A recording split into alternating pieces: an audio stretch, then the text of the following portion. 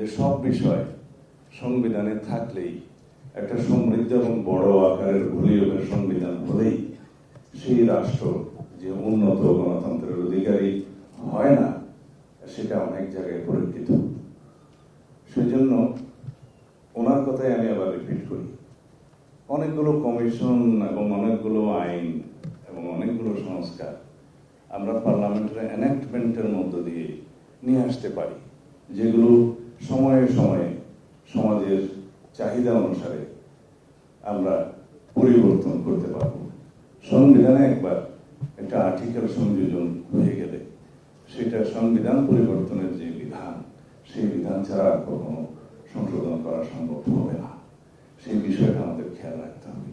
তবে সংবিধান তো ডেলি পরিবর্তন হয় না, এবং সংবিধান প্রতিনিয়ত প্রণয়ন করা হয় না। গণপরিষদের মাধ্যমে 1972 সালে, যদিও সেই গণপরিষদটা বিতর্কিত, বাট এটা ফ্যাক্ট অ্যান্ড ব্যালেট হয়ে গেছে, সেজন্য বৈধ।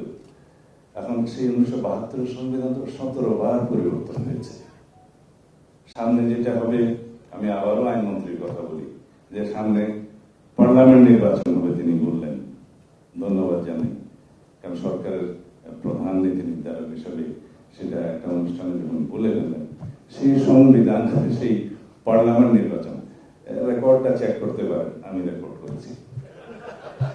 তো সেই পার্লামেন্ট নির্বাচিত হলে সেই পার্লামেন্টে পরের অংশ অবশ্য আমি একটি দ্বিমত পোষণ করি, যে গণপরিষদের ভূমিকাটা পালন করবে, অবশ্য সেটার সমালোচনা তিনি করেছেন।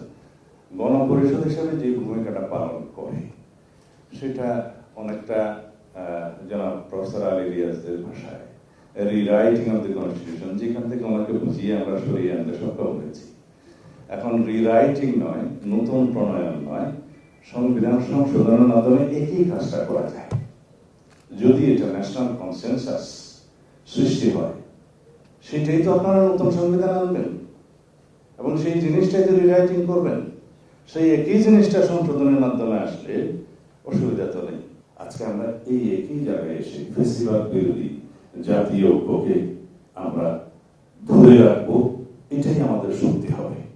এবং আমাদের দলের পক্ষ থেকে আমরা সবসময় বলেছি, আমাদের একদম 1 নম্বরে এজেন্ডা হচ্ছে সবার আগে বাংলাদেশ, এবং ফেসিবাদ বিরোধী জাতীয় ঐক্য হচ্ছে আমাদের শক্তি।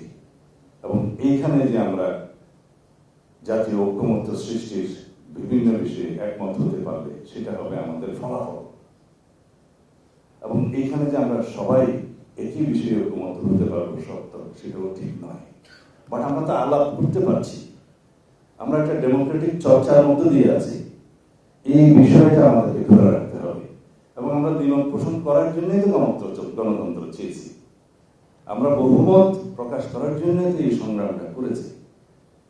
কালকে একটা ঐতিহাসিক ঘটনা বাংলাদেশের জাতীয় জীবনে হয়েছে, সেই জন্য যাদের ভূমিকা গুরুত্বপূর্ণ তাদেরকে আমি আগেই কংগ্রেচুলেশন জানিয়েছি, স্বাগতম জানিয়েছি।